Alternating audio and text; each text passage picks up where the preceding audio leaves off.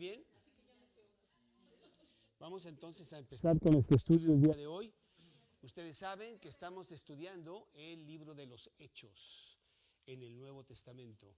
El libro de los Hechos nos cuenta las primeras aventuras de los cristianos después que Cristo ascendió al cielo, estando 40 días después de su muerte con los apóstoles. Y estamos en el capítulo 13, estamos surcando por todo el libro de los Hechos y estamos empezando el capítulo 13. Le voy a pedir por favor a Luis que nos guíe en una pequeña oración para empezar nuestro estudio, pero que lo hagas un poco fuerte porque tu micrófono está un poco lejos. Señor, te damos muchas gracias por la oportunidad de estar aquí hoy reunidos todos juntos, Padre. Gracias porque nos trajiste con bien a todos a este estudio y te pido que nos lleves con bien a todos de regreso a nuestras casas. Te pido por favor que pongas en el corazón de Carlos las palabras que tú quieres que nos comunique esta noche y que prepares nuestros corazones para recibir el mensaje con mucho gozo. Te damos gracias en el nombre de tu Hijo Jesús. Amén. Amén, Señor. El estudio se llama Carácter Cristiano. Carácter cristiano. Y voy a leer el pasaje para que nosotros lo analicemos versículo por versículo para ver qué es lo que Dios nos dice en esta noche. Estoy en el capítulo 13, carácter cristiano. Voy a leer el pasaje, capítulo 13, empezando en el versículo 1. Había entonces en la iglesia que estaba en Antioquía profetas y maestros: Bernabé, Simón, el que se llamaba Níger, Lucio de Cirene, Manaén, el que se había creado junto con Herodes el tetrarca, y Saulo. Ministrando estos al Señor y ayunando, dijo el Espíritu Santo: apartadme a Bernabé y a Saulo para la obra a que los he llamado. Entonces, habiendo ayunado y orado, les impusieron las manos y los despidieron. Ellos entonces, enviados por el Espíritu Santo, descendieron a Seleucia y de ahí navegaron a Chipre. Y llegados a Salamina, anunciaban la palabra de Dios en las sinagogas de los judíos.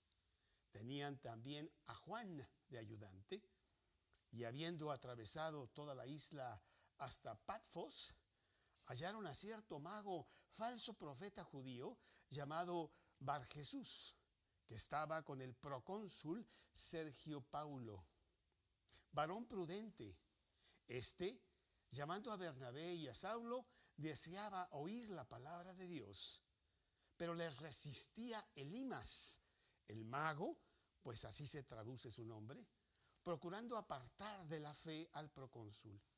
Entonces Saulo, que también es Pablo, lleno del Espíritu Santo, fijando en él los ojos, dijo: oh, lleno de todo engaño y de toda maldad, hijo del diablo, enemigo de toda justicia, ¿no cesarás de trastornar los caminos rectos del Señor?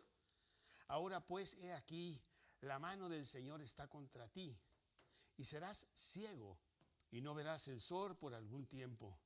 E inmediatamente cayeron sobre él oscuridad y tinieblas, y andando alrededor buscaba quien le condujese de la mano. Entonces el procónsul, viendo lo que había sucedido, creyó, maravillado de la doctrina del Señor.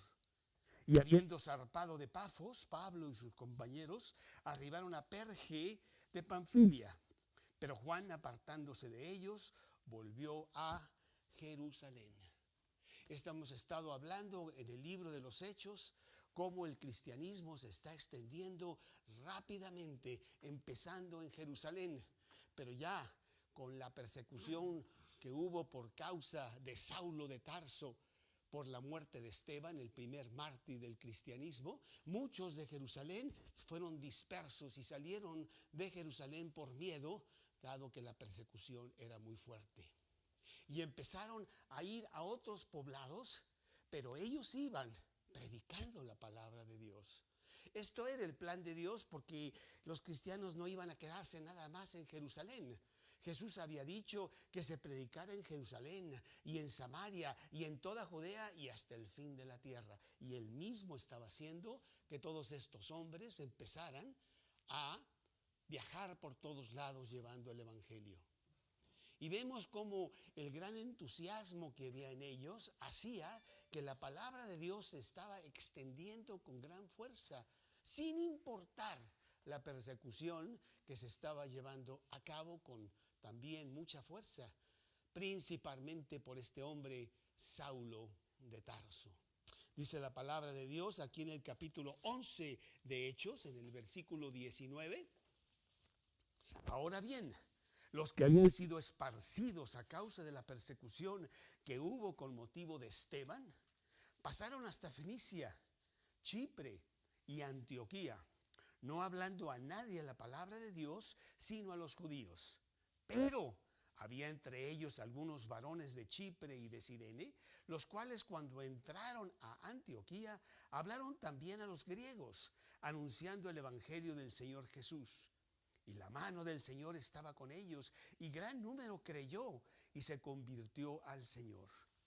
Llegó la noticia de estas cosas a oídos de la iglesia que estaba en Jerusalén, y enviaron a Bernabé que fuese hasta Antioquía. Cuando llegó y vio la gracia de Dios, se regocijó y exhortó a todos a que con propósito de corazón permaneciesen fieles al Señor, porque era varón bueno y lleno del Espíritu Santo y de fe, y una gran multitud fue agregada al Señor. Después fue Bernabé a Tarso para buscar a Saulo, y hallándole le trajo a Antioquía. Y se congregaron allí todo un año con la iglesia y enseñaron a mucha gente, y a los discípulos se les llamó cristianos por primera vez en Antioquía. Nos recordamos que Saulo de Tarso, en el capítulo 9, un poco antes, se había encontrado a Jesús en el camino a Damasco. Saulo iba con la consigna de aprender a todos los cristianos que estaban haciendo gran escándalo allá en Damasco y traerlos a Jerusalén para procesarlos, aprenderlos y quizás hasta algunos matarlos.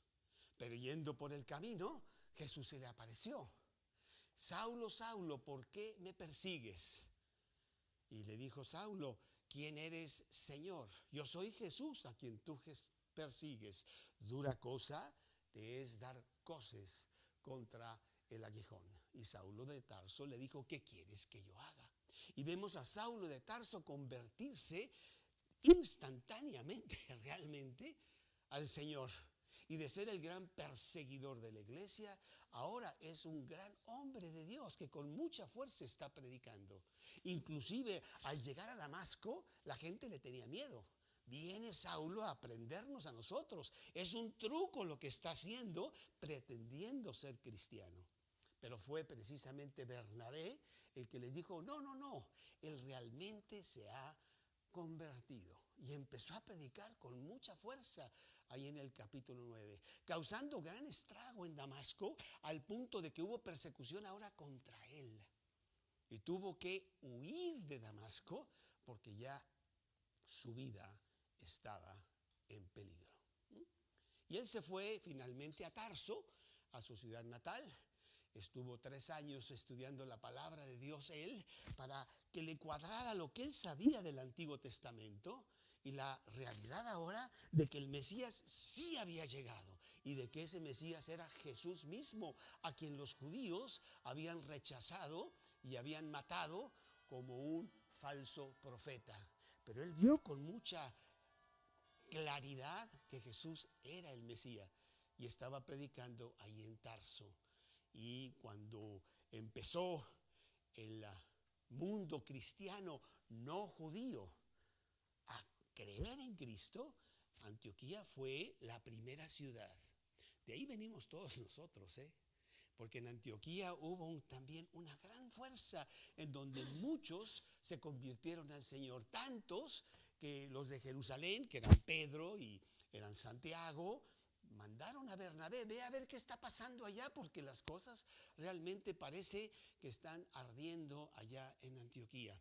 Y fue Bernabé, y efectivamente mucha gente había venido a Cristo, necesitaban ayuda.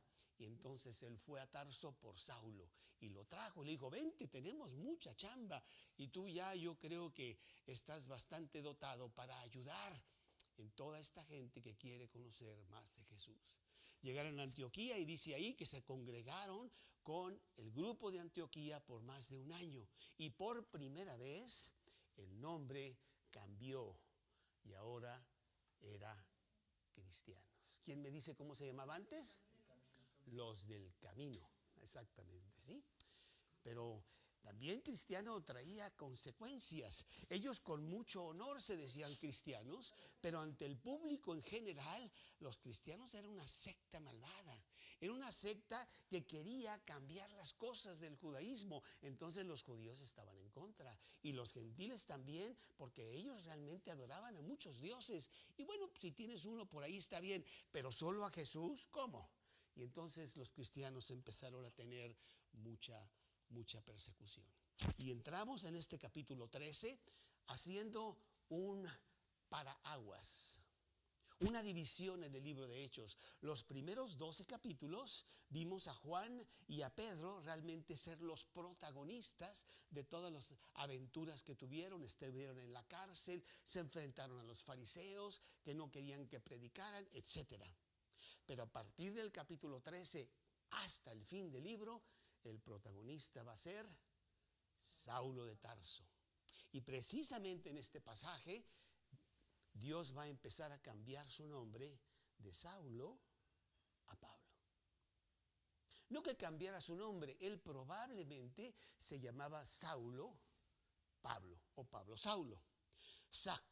Saulo, que era su nombre judío, y Pablo, que era el nombre romano, porque él había nacido ciudadano romano, que va a ser muy importante después en su vida, cuando enfrente grandes persecuciones, el que lo respetaran como ciudadano romano. Y ahí estuvieron en Antioquía, ahí predicaban, ahí crecía el grupo, y eran grupos como el que tenemos aquí, se juntaban en las casas, veían el Antiguo Testamento, pues no había Nuevo Testamento, y predicaban las cosas que habían oído de Jesús. Saulo de Tarso había recibido revelaciones directas cuando estuvo 3 años en Arabia estudiando solo. Tenía mucha información y estaban predicando, estaban enseñando, pero Dios quería que no se quedara en una localidad el cristianismo. Jesús le había dicho a sus discípulos: me seréis testigos, y ustedes van a predicar en Jerusalén, en Samaria, en Judea y hasta el fin de la tierra. Dios mismo haría que empezara a extenderse el cristianismo por todos lados. Y mira, de un nacimiento tan humilde, Jesús, 12 discípulos, de los cuales uno le falló, pero era un escándalo lo que estaba realmente pasando en toda esa área, en todo el imperio romano. Y ahí en Antioquía, que estaban ellos predicando, vamos a ver varias cosas en este pasaje de cómo Dios quiere que tengamos un grupo realmente fuerte, un carácter cristiano efectivo, que no importa la persecución, no importan las pruebas, no importa las circunstancias, el cristiano tiene una meta y una visión, y yo voy hacia allá, que es llegar a la vida eterna finalmente. Y mientras tanto, que Dios nos use a nosotros para extender las buenas nuevas ante un mundo incrédulo que va en sentido contrario. Y bueno, allá en el Imperio Romano las cosas estaban bastante corruptas y bastante desviadas de Dios, pero hoy en día pues es lo mismo, y somos nosotros. Dios podría utilizar ángeles, pero no los utiliza, porque ellos nunca han pecado, sino a personas pecadoras que han sido transformadas y le han hecho a Jesús su Señor y Salvador, y ellos son los que predican a otros para que cambiemos a nuestro mundo. No lo vamos a cambiar, porque el mundo ya está podrido, no tiene salvación, pero podemos todavía sacar algunos de ellos. Y eso es lo que Dios hace. Dice la Biblia que somos embajadores de Cristo, como si Dios rogara por medio de nosotros. Dice 2 Corintios 5:20. Y entonces, en este lugar de Antioquía, que es la primera ciudad en donde hay cristianismo no judío, porque en Jerusalén seguía Pedro y seguía Juan, y estaba Santiago, el medio hermano de Jesús, ellos tenían allí ese grupo, pero este era el primero realmente totalmente fuera del judaísmo. Todos eran griegos, todos eran no judíos. Y ahí estaban predicando todos, pero va a pasar algo muy importante. En ese grupo, por lo pronto, número 1, había líderes fuertes espirituales. Esto lo vemos en los primeros versículos. Realmente el grupo era un grupo que seriamente estaba viviendo para Cristo. Pablo después escribiría lo que la misma Carolina dijo cuando tuvo esta agresión terrible hace un par de semanas, que se acordó del versículo. Pablo lo escribió y ya lo estaba viviendo. Para mí, el vivir es Cristo y el morir es ganancia. Yo voy a vivir para Cristo. No me importa lo que la gente diga. No me importa que me digan fanático. No me importa que se burlen de mí, que me rechacen, que inclusive nos persigan. No importa. Los cristianos siempre han sido perseguidos. Pero en este capítulo 13, que les digo que es una división de lo que pasó antes a lo que va a pasar de ahora hasta el fin del libro de Hechos, capítulo 28, tenemos una nueva cosa, que es la expansión del evangelio por todo el imperio romano. Número 1, líderes fuertes cristianos. Versículo 1. Había entonces en la iglesia que estaba en Antioquía profetas y maestros: Bernabé, Simón, el que se llamaba Níger, Lucio de Cirene, Manaén, el que se había creado junto con Herodes el tetrarca, y Saulo. Vemos aquí que dice que eran profetas y maestros. En el Antiguo Testamento la palabra profeta era la persona que podía predecir cosas que Dios le había dicho que iban a pasar en el futuro. Era muy importante que tuviera certeza en eso, porque un profeta que decía algo que no se cumplía, merecía la muerte. Entonces, abusados. Pero en este acaso, ya en el Nuevo Testamento, los profetas eran los predicadores, los que estaban abriendo la palabra de Dios para que todos entendieran lo que decía el Antiguo Testamento, porque era lo único que tenían. Entonces había predicadores y dice la Biblia, habría maestros. Los predicadores ponían la palabra de Dios para que nosotros la usáramos prácticamente en la vida diaria. No somos teólogos, pero la palabra de Dios nos dice cómo conducirnos en el mundo, ante un mundo que va en sentido contrario. Y los predicadores les decían cómo conducirse. Por ejemplo, las palabras deshonestas. El español es una lengua maravillosa, ¿sí? No tenemos nosotros los cristianos por qué usar palabras que no son congruentes con la pureza que dice Cristo. Entonces dice el versículo: ninguna palabra corrompida salga de vuestra boca, sino la necesaria para la buena edificación de los creyentes. Ya me está diciendo entonces el predicador que en mi vida diaria yo tengo que tener una boca limpia, una mente limpia, etcétera. Son las cosas que yo debo usar en mi vida diaria. Pero los maestros, esos eran un poquito diferentes. Ellos sí estaban enseñando doctrina bíblica para que hubiera fundamento y pudiéramos entender mejor la Biblia. Porque la Biblia es una red, tú sabes. La Biblia no tiene interpretación privada. Yo no agarro un versículo y yo digo, yo creo que dice esto. No creas que dice eso. Si tú tienes dudas sobre esto está muchas veces en otros lados para que entiendas que fue lo que dijo Dios. Dios no te permite interpretación privada. Entonces había esos, y entre ellos había gente muy buena, que realmente eran los líderes de ese grupo en Antioquía. Había Bernabé, bueno, ya hablamos de Bernabé, fue el que trajo a Saulo de Tarso. Bernabé era un hombre que era oriundo de Chipre y que era un gran hombre de Dios. Realmente no se llamaba Bernabé, se llamaba José, pero le pusieron Bernabé, que quiere decir hijo de consolación, porque había una gran misericordia en su vida. Él vendió todas sus posesiones allá en Chipre para que financieramente hubiera dinero en el grupo, y lo hizo voluntariamente, cosa que él hizo. Y tenemos a este hombre Bernabé, que lo vamos a ver varias veces como un gran hombre de Dios. Tan creían en él que cuando escucharon que allá en Antioquía había gran escándalo cristiano, pues ¿a quién enviamos? ¿A quién enviamos? Uno fuerte, necesitamos enviar a alguien, a Bernabé. Bernabé, ve a ver qué está allá pasando en Antioquía. Ahí nos mandas un WhatsApp, no, ¿verdad? Ahí nos mandas un mensajero, a ver qué onda, ¿verdad? Pero parece que las cosas están muy bien. Y él fue. Y tan buena sabiduría tuvo que después él fue a Tarso, que fueron unos buenos kilómetros allá al norte, para reclutarse a Saulo de Tarso.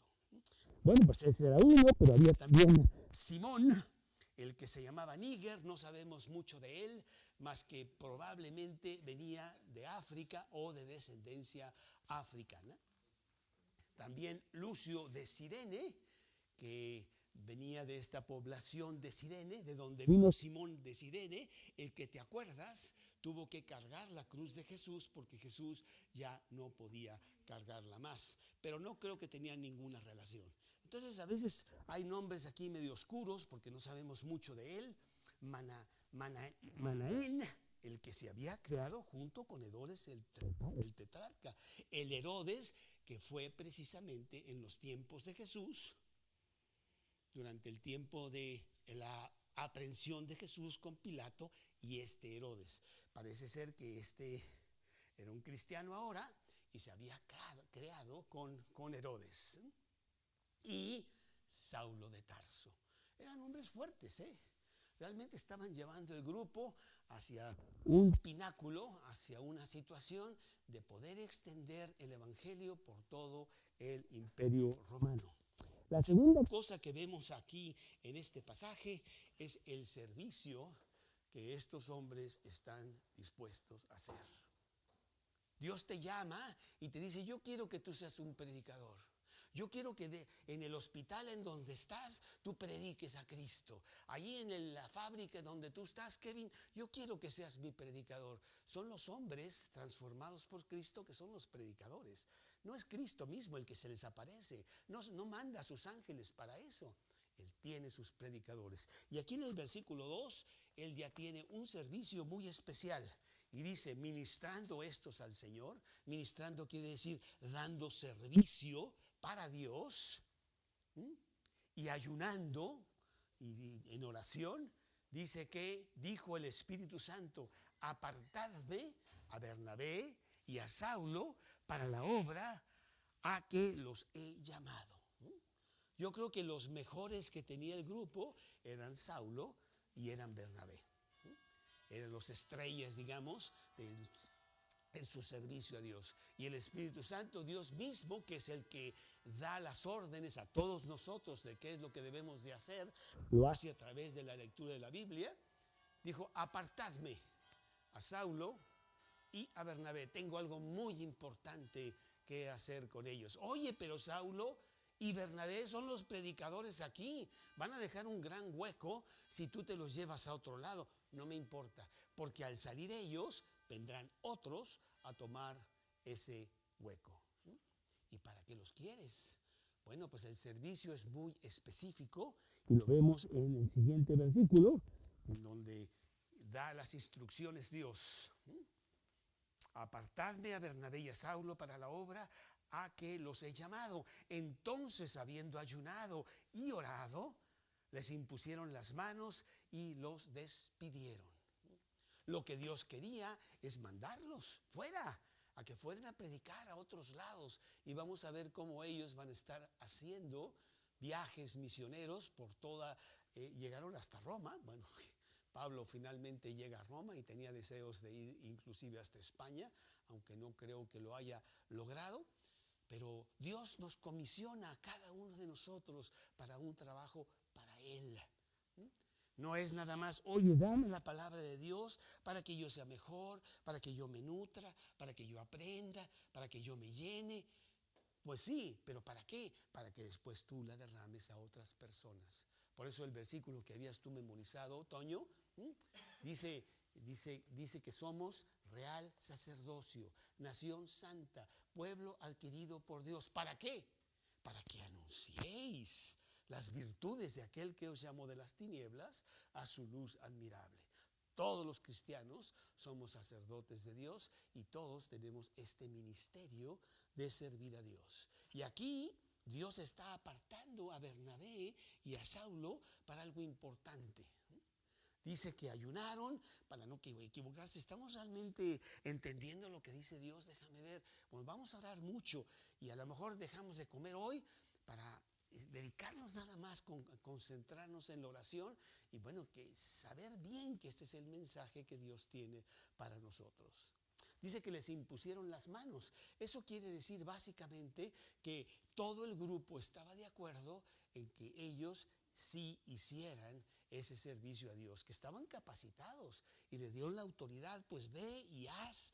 Y básicamente lo que dice el original es, los dejaron ir. ¿A dónde? Pues vamos a ir viendo cómo ellos van a empezar a predicar por otros lados. Mientras en Antioquía, pues el grupo sigue creciendo aceleradamente en esa ciudad. El versículo 4 nos habla de la misión. Hemos hablado de misiones. Nosotros tenemos misioneros. Carolina, pues tú fuiste allá con nosotros a Hamburgo. Inclusive hemos tenido mucha dificultad, pero nos está ayudando un poquito Luis para aprender algunas palabras en alemán y poder estar con ellos. Pero tenemos un grupo en Hamburgo, Alemania, porque Dios dice que prediquemos hasta el fin de la tierra. Inclusive Karina, que bueno, ella ya es más mexicana que los tacos, pero cuando vino, ella vino de Estados Unidos, aprendió el lenguaje. ¿Y a qué vino? A predicar el evangelio de Dios. Y esto es lo que nos está diciendo aquí esto. Como número 3, hay una misión. Una misión de decirle a otros las buenas nuevas. Hay unas buenas nuevas que te quiero decir y que son maravillosas. Y ahorita voy a decir qué quiere decir esas buenas nuevas, pero quiero terminar el pasaje. Al final te digo cuáles son las buenas nuevas y muchos de ustedes ya las conocen. La misión, número 3, versículo 4. Ellos entonces, enviados por el Espíritu Santo, descendieron a Seleucia. Seleucia era el puerto de Antioquía. Antioquía no era puerto, pero a 60 kilómetros o algo así estaba el puerto. Y ahí ellos iban a tomar un barco. Fueron a Seleucia y de allí navegaron a Chipre. ¿Por qué a Chipre? Bueno, pues era la manera más fácil. Oye, yo soy de Chipre, ahí vive mi familia, yo conozco a mucha gente por allá, pues vamos a empezar por Chipre, ¿no? Para que se nos haga fácil. Entonces Bernabé y Saulo de Tarso fueron a Chipre. ¿Qué es lo que hacían en Chipre? Nosotros lo hemos hecho, ¿verdad, Carolina? ¿A qué vamos nosotros a Hamburgo? A predicar la palabra de Dios, aunque sea en inglés, medio alemán, no sé cómo, pero ahí estamos, ¿no? Ellos fueron a Chipre y dice el versículo 5, y llegando a Salamina, que era una de las ciudades, anunciaban la palabra de Dios. A eso fueron, anunciaban la palabra de Dios en las sinagogas de los judíos. Pues ellos con mucha astucia dijeron, bueno, ¿dónde vamos a predicar? Pues podemos irnos a la calle, como lo hacen algunos, que agarrar un pancarte, ¿verdad? El mundo se va a acabar, por favor, escuche. No es quizá lo mejor. ¿Qué te parece si vamos donde se predica la palabra de Dios? Y nos van a dar la palabra y les predicamos. Pues vamos a las sinagogas, pues por ahí empezamos. Somos judíos, pues órale. Y entonces iban a las sinagogas a predicar la palabra de Dios. Dice también aquí la palabra que tenían también a Juan como ayudante. ¿Quién me dice quién era Juan? Juan Marcos, el que escribió después el Evangelio de Marcos. Era muy jovencito, él no tuvo realmente ningún contacto con Jesús, pero cuando a Jesús ya lo atraparon ahí en el huerto de Getsemaní, dice que un joven andaba por ahí, pues un poco curioso, y vio a Jesús pasar. Y ese era Juan Marcos. Sucede también que Juan Marcos era sobrino de Bernabé. Y entonces Bernabé dijo, oye, vamos a llevarnos a mi sobrino, ¿no? Que está muy metido, quiere aprender de la palabra de Dios, y pues vamos en equipo de 3. Dijo, órale, vamos, ¿no? ¿De dónde saco yo eso? Pues si vemos acá Colosenses capítulo 4, Colosenses capítulo 4, en el versículo 10, dice la palabra de Dios, dice aquí,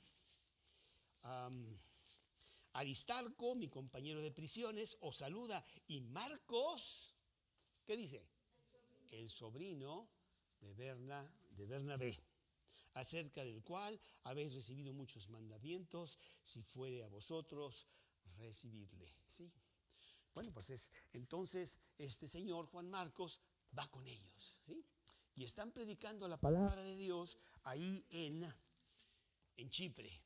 Y bueno, en la isla de Chipre, como tú que sabes bastante geografía, Karina, pues sabes que Chipre es la tercera isla más grande en el Mediterráneo.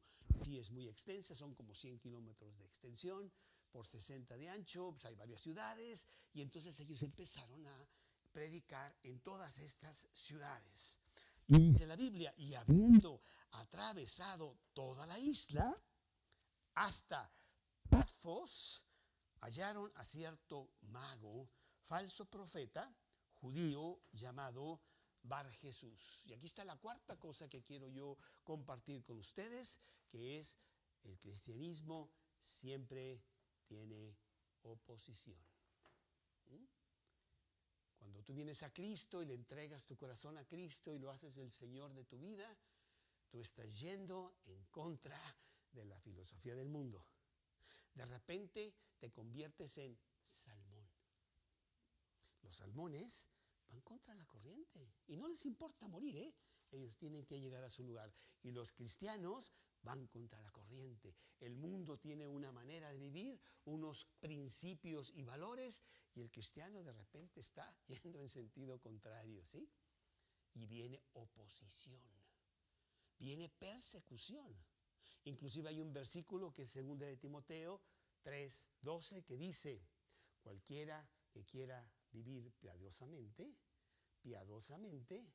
padecerá persecución.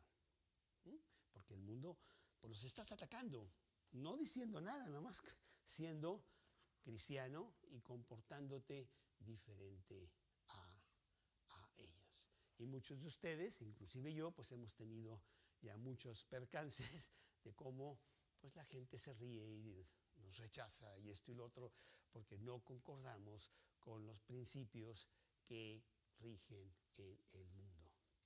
La oposición está ahí, ¿eh?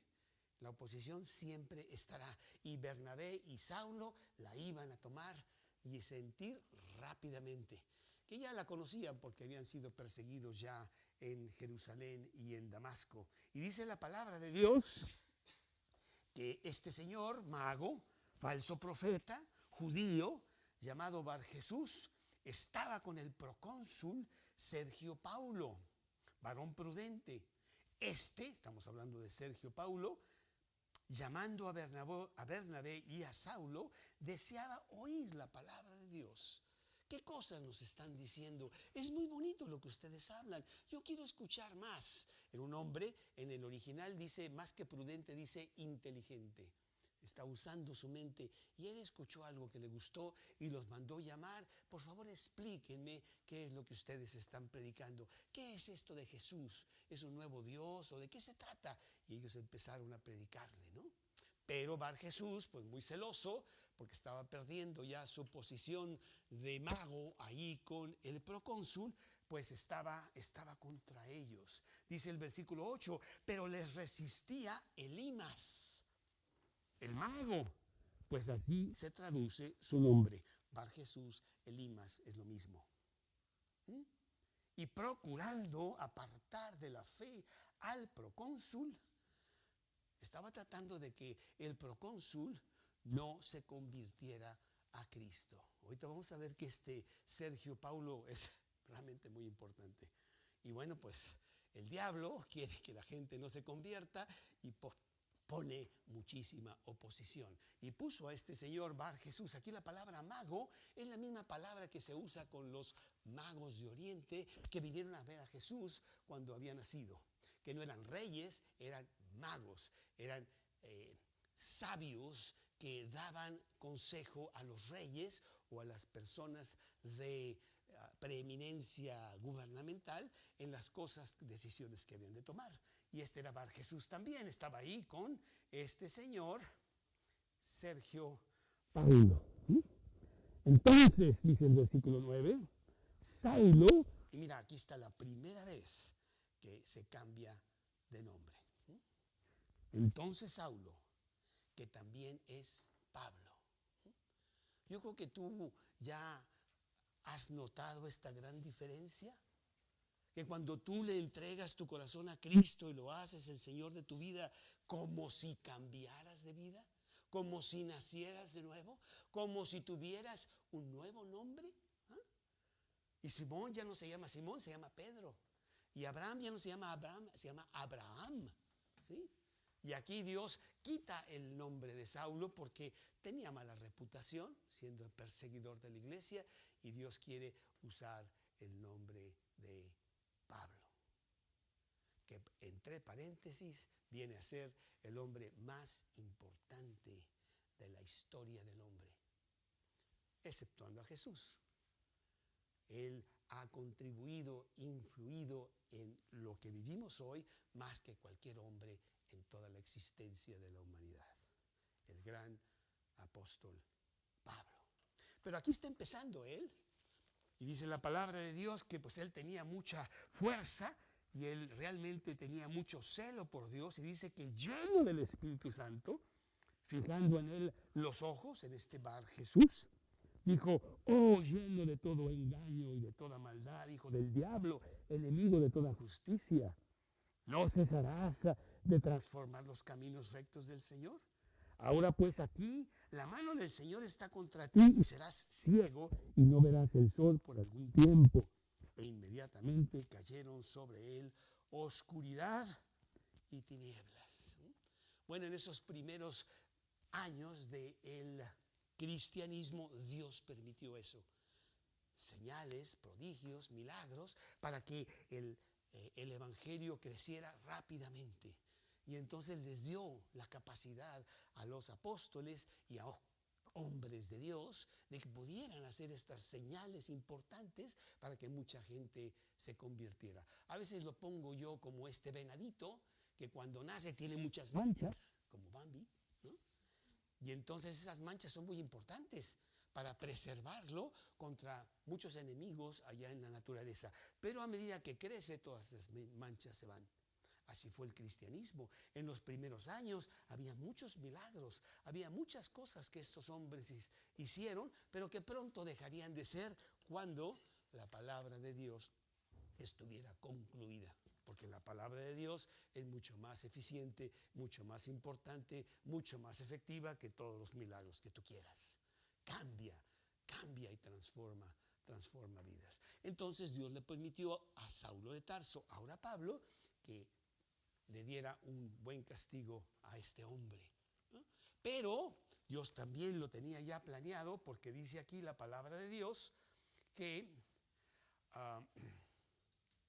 entonces, versículo 12, el procónsul, viendo lo que había sucedido, creyó, maravillado de la doctrina del Señor.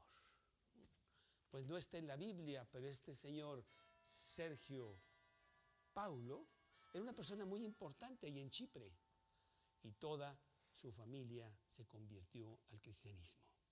Inclusive tengo aquí el nombre de su hijo, que la verdad se me hizo un poco largo de poderlo leer bien. Y déjame ver si lo encuentro, no es importante, pero lo que sí es importante es de que este hijo de Saulo, Sergio Paulo, fue el primer chiprense que llegó al Senado romano. Fue senador en Roma y llevó su cristianismo a Roma. Cuando Pablo llega a Roma, ya hay un grupo muy importante de cristianos en Roma. Dios tiene sus caminos de cómo Él va utilizando a la gente, porque Él tiene todo un plan para la extensión de la palabra de Dios. Aquí está. Gaius Caristanius Fronto, senador romano. ¿Te lo aprendes, por favor, Caro, para la semana entrante? Muy bien, ¿sí? Entonces, tenemos una gran expansión del Evangelio. Lo que sí está pasando en el siguiente versículo, que lo vamos a ver, que bueno, a veces también hay obstáculos, y dice el versículo 13, que habiendo zarpado de Pafos, Pablo y su compañero arribaron a Perge de Panfilia. Ya cruzaron y ya estaban otra vez en tierra, no en la isla. Pero Juan Marcos, apartándose de ellos, volvió a Jerusalén. Ahí ese evento va a traer consecuencias fuertes. Era muy joven, yo no sé exactamente qué fue lo que pasó, no nos dice la Biblia. Pablo empezó a tener el liderazgo del grupo y pues a lo mejor no le gustó que su tío estaba siendo el segundo, no sé. A lo mejor le dio miedo tanta persecución y tanta alboroto, que a lo mejor él decía, pues yo mejor me retiro porque está muy caliente aquí la cosa. No sabemos, pero Juan Marcos se retira. Y cuando ellos entonces van a hacer un segundo viaje misionero, Bernabé quiere llevar a Juan Marcos y Pablo dice, no lo llevo porque pues ya ves lo que nos hizo. Y hay tal discusión entre ellos que Dios los separa a Bernabé y a Pablo para tener ahora dos grupos, dos diferentes misiones para extender el Evangelio. Lo hizo Dios.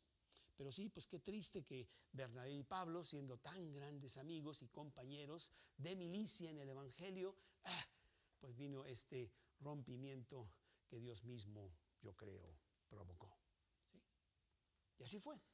Entonces ahorita sí, Bernabé y Pablo ya están en tierra y van a empezar a subir por todo lo que es Turquía ahora y toda esa parte, y van a ir a muchas ciudades, como lo vamos a ver en los siguientes capítulos del libro de Hechos, llevando las buenas nuevas.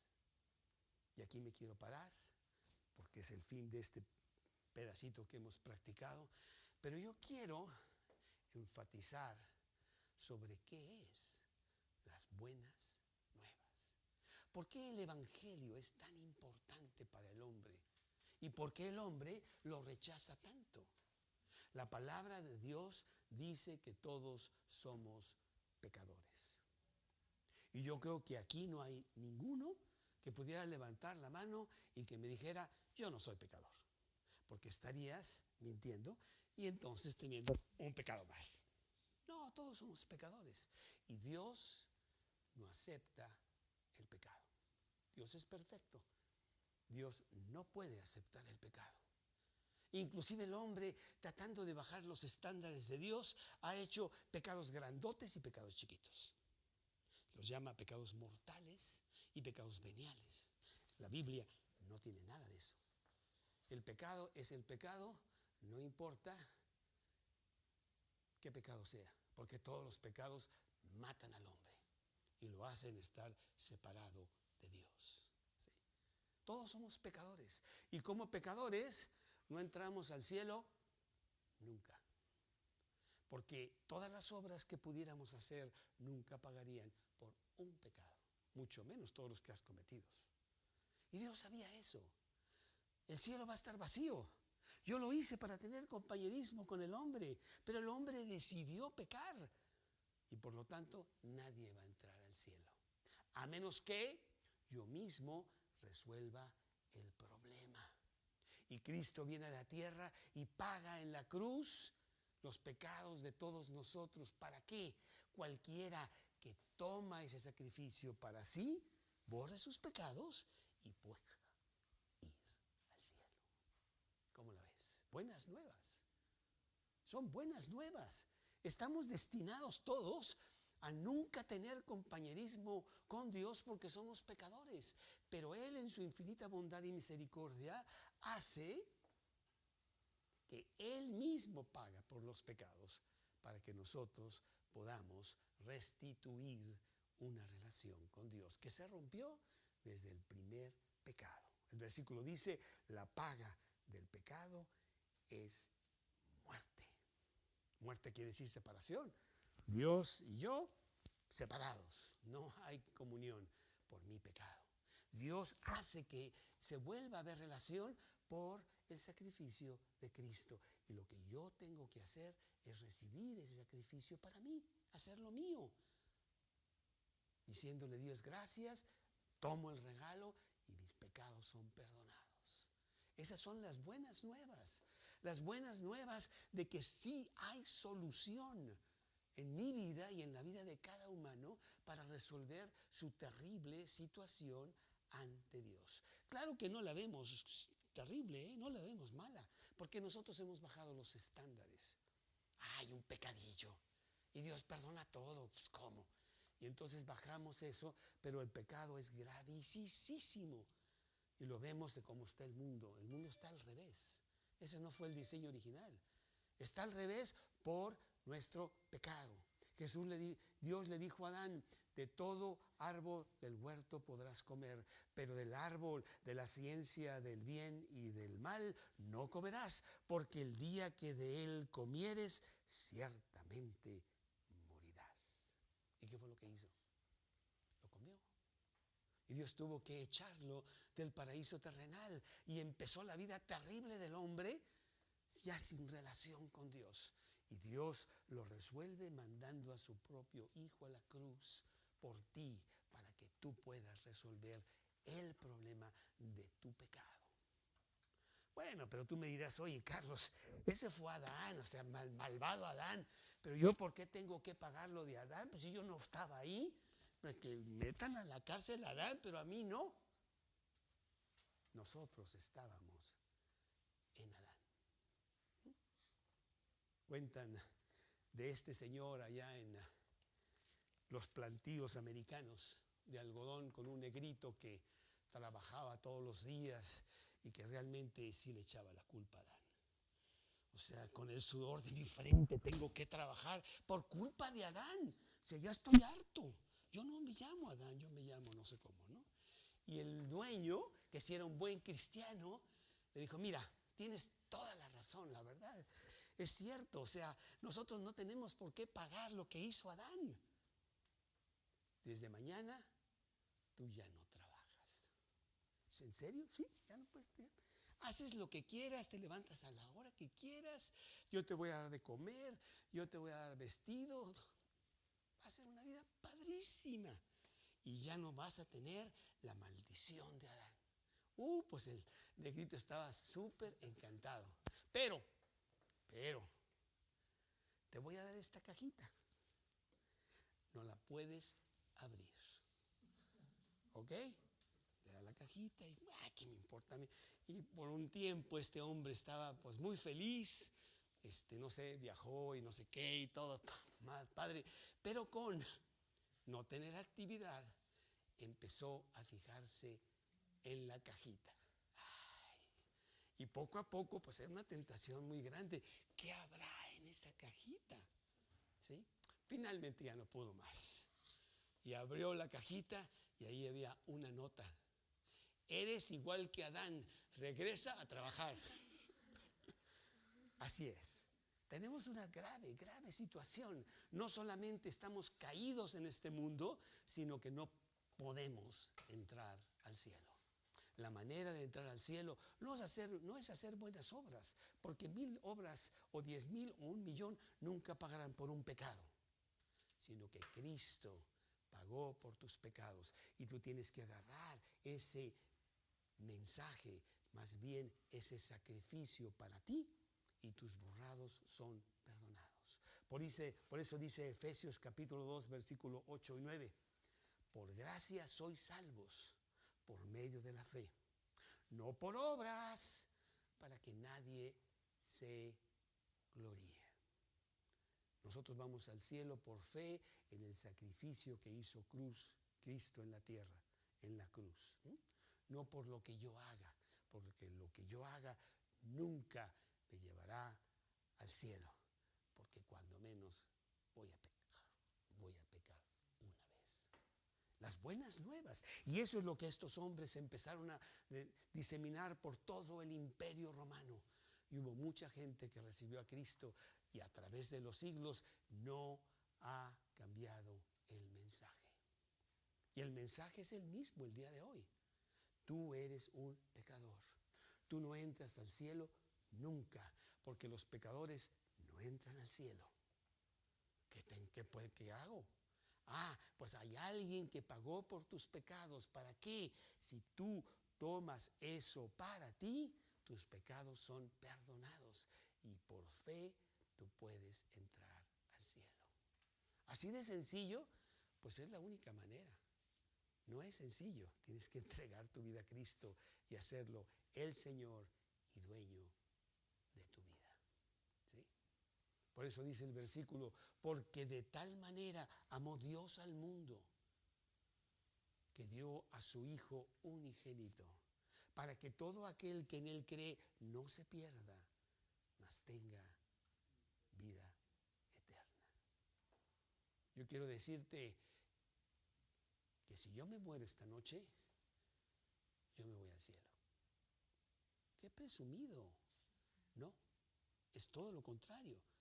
Yo no puedo ganarme el cielo, nunca me lo podría ganar. Me he humillado y he hecho a Cristo el Salvador de mi vida. Y basado en lo que Él hizo, no en mis méritos, en lo que Él hizo, Él me regala la vida eterna, irrevocable, confirmada, para siempre, eterna. El día que yo me muera, yo me voy al cielo, basado en el sacrificio de la cruz. Es muy sencillo.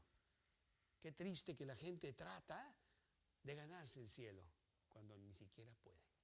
Cuando Cristo se lo está regalando. Y la mayoría lo rechaza. Este es el mensaje que estos hombres dieron su vida por ello. No sabemos cómo murió Bernabé, pero sí sabemos cómo murió Pablo. ¿Cómo murió Pablo, Luis? Decapitado en Roma ante los ojos mismos de Nerón, que quería ver, a ver si es cierto que para ti el vivir es Cristo y el morir es ganancia. Y bueno, ciertamente se lo demostró a Nerón, ¿no? Bueno, pues esta noche tú tienes la oportunidad de tener la vida eterna, de que Dios también te la regale a ti, porque es gratis, ¿no? Dice Romanos capítulo 3, en el versículo 23 y 24, Romanos capítulo 3, 23 y 24, dice lo siguiente: por cuanto todos pecaron y están destituidos de la gloria de Dios. Está muy sencillo, ¿no? Está muy claro. Todos han pecado, todos están destituidos de la gloria de Dios. Pero el 24, siendo justificados gratuitamente. Romanos capítulo 3, versículo 23 y 24.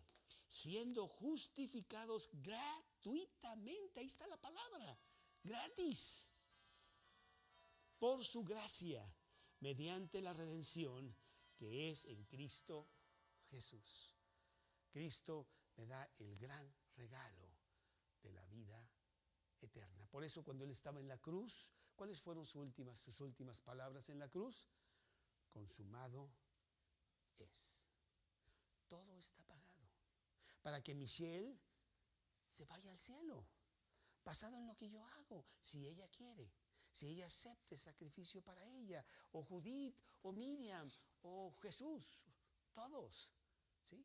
Hace 40 años que yo hice una oración y le dije: Dios, yo sé que yo soy un pecador. Por fuera soy muy lindo, no es cierto. Hay mil cosas, broncas en mi vida. Yo quiero llegar al cielo y entiendo que no me lo puedo ganar. Regálamelo tú. Hice una pequeña oración que yo quiero que tú la hagas conmigo esta noche y salgas de aquí con tu boleto de vida eterna.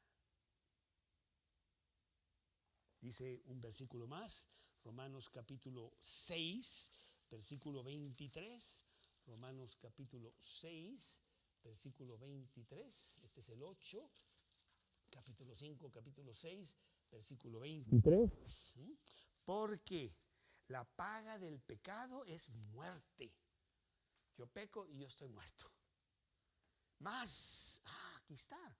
Mas la dádiva, más el regalo de Dios es vida eterna en Cristo Jesús, Señor nuestro. Qué fácil es irse al cielo, porque Él ya lo pagó por ti. Vamos pues a inclinar nuestros rostros. Vamos a cerrar nuestros ojos por un minuto y vamos a ver hacia adentro, allí donde solo Dios y tú pueden ver. Allí en el centro de tu corazón. Y si tú ves pecado, si tú ves quebrantamiento, bancarrota, allí en tu corazón, es tiempo que clames al Salvador para que cambie las cosas, para que te regale la vida eterna. Así, con los ojos cerrados, yo voy a hacer una pequeña oración. No es una oración mágica ni nada, sino son unas palabras a Dios que yo quiero que tú repitas conmigo en el silencio de tu corazón. Dios, en esta noche yo vengo a ti con todos mis pecados. Es un costal muy grande, pero principalmente es porque yo no te he puesto como número uno. Ese es el pecado más grande. En esta noche vengo a pedir perdón.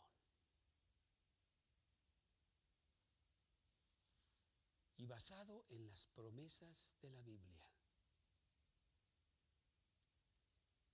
basado en lo que tú hiciste por mí allá en la cruz, perdóname. Perdóname y entra a mi corazón. Siéntate en el trono de mi vida. Yo quiero que tú seas el Señor y dueño de mi vida. Ahí estoy sentado yo, desplázame a mí. Siéntate tú. Regálame la vida eterna. Dame la posibilidad de tener una vida abundante aquí en la tierra, que también prometes.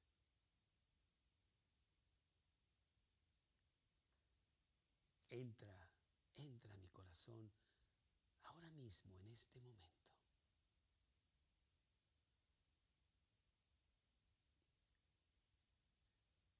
Te lo pido en el nombre de Cristo Jesús.